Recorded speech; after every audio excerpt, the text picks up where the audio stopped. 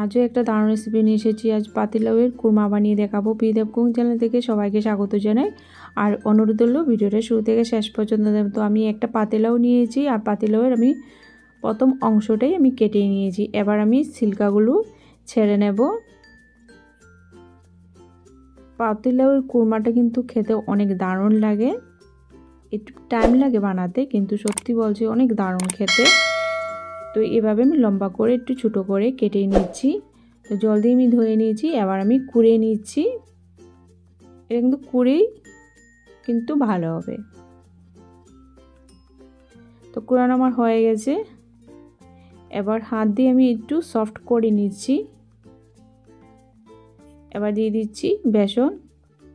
বেসন আমি 2 চামচই দিয়েছি। এবার আমি পরিমাণ মতো নুন, আধা চামচ ধনিয়া গুঁড়ো, আধা চামচ থেকে কম হবে গরম মশলা, আধা চামচ হলুদ গুঁড়ো, 1 চামচ হবে আমি লাল লঙ্কার গুঁড়ো দিয়েছি। এবার ভালোভাবে মিক্সড করে নেব।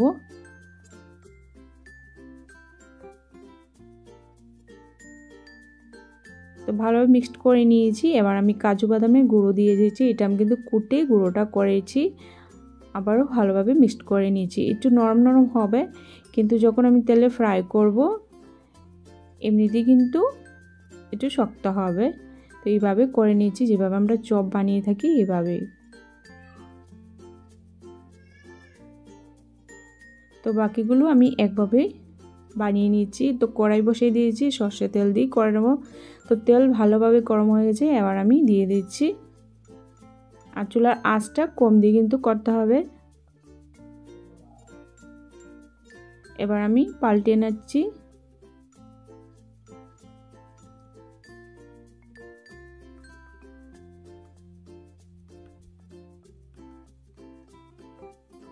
তো লাল করে ভেজে নিয়েছি। বাকিগুলো কিন্তু একভাবেই করে নেব।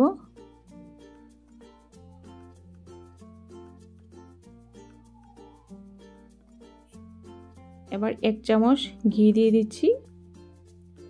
এবার 1 চামচের মতন হবে আস্তা জিরে।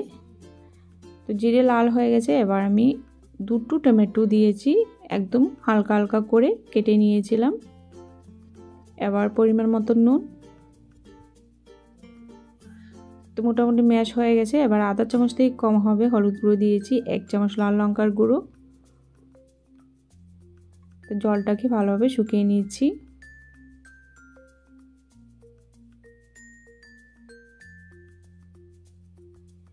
এবার 2 চামচ কাজু বাদাম বাটা,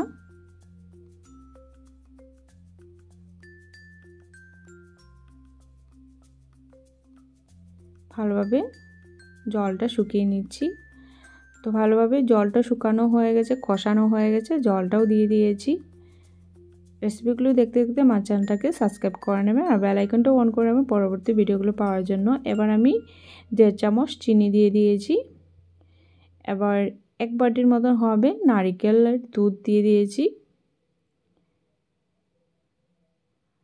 ভালোভাবে মিক্সড করে নিচ্ছি। এবার কুরমাগুলো দিয়ে দিচ্ছি। এবার 2-3 মিনিটের মতন আমি ঝোলটাকে ফুটিয়ে নেব।